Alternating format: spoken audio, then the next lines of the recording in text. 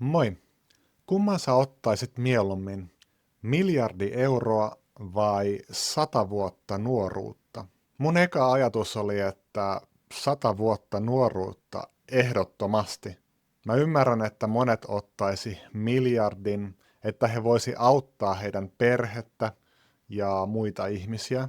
Mun perheessä on kuitenkin kohtuullisen hyvä tilanne, vaikka se kyllä helpottaisi heidän elämää, mikä olisi hienoa. Mä haaveilen välillä siitä, että mä voisin antaa enemmän asioita mun vanhemmille. He käytti muhun aika paljon rahaa silloin, kun mä olin nuorempi ja lapsi. Olen mä jotain pientä heille antanut, mutta en kovin paljoa. No mä olen antanut heille kyllä heidän ensimmäisen lapsen, niin on sekin jotain. Ja mä uskon, että he arvostaakin sitä asiaa. Jos mun terveys olisi huippukunnossa, niin mä voisin auttaa heitä ehkä monissa asioissa helpommin, mun vanhempia ja muita sukulaisia.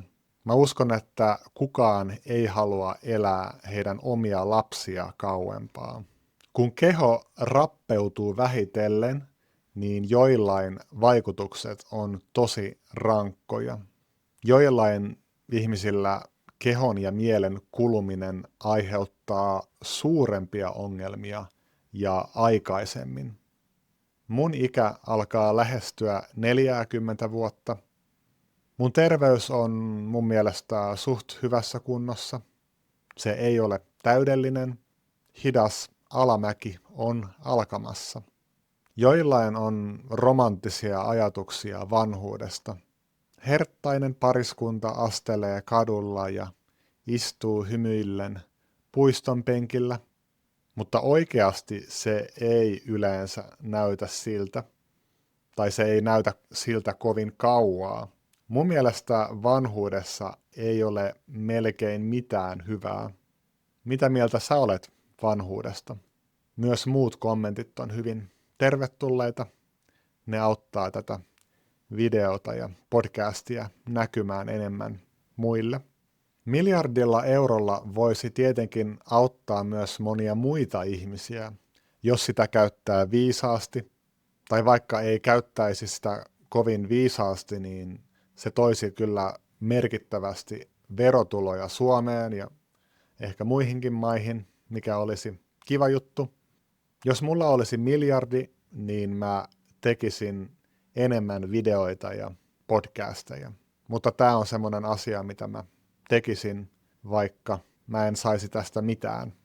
Mun mielestä on niin hauskaa tutkia asioita ja mulla on sellainen käsitys, että tämä podcast auttaa ainakin joitain ihmisiä suomen kielen opiskelussa ja se tuntuu hyvältä. Tietenkin raha voi myös pilata asioita, mutta ne, jotka sanoo, että raha ei tee onnelliseksi, ei tiedä, missä kannattaa shoppailla. Vai mitä mieltä sä olet?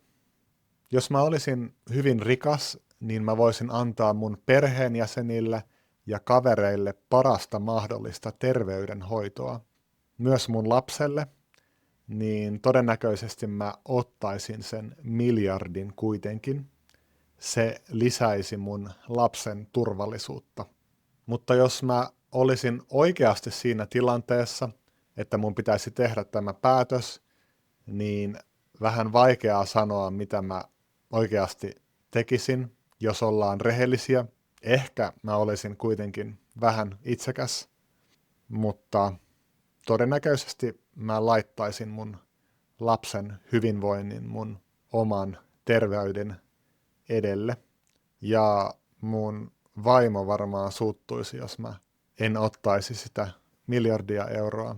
Mä kysyin tätä mun vaimolta, miljardi vai 100 vuotta nuoruutta, niin hän sanoi, miljardi tietenkin. Meidän pitää myös muistaa, että lääketiede kehittyy huimaa vauhtia. Mä uskon, että muutenkin suht pian me pystytään korjaamaan kaikki meidän terveysongelmat. Mä voin olla väärässä, mutta kyllä lääketiede on kehittynyt aika huimasti jo tähän mennessä. ja kehitys ei ole pysähtymässä. Miltä näytti esimerkiksi syövänhoito 50 vuotta sitten? Miltä se näyttää nyt? Entä 50 vuoden päästä? Mä uskon, että silloin se ei ole enää ongelma, edes köyhemmissä maissa. Mä uskon myös, että me ollaan siirtymässä vähitellen kohti maailmaa, jossa kaikilla on kaikki, mitä me oikeasti tarvitaan. Me ei ehkä nähdä sitä muutosta uutisissa.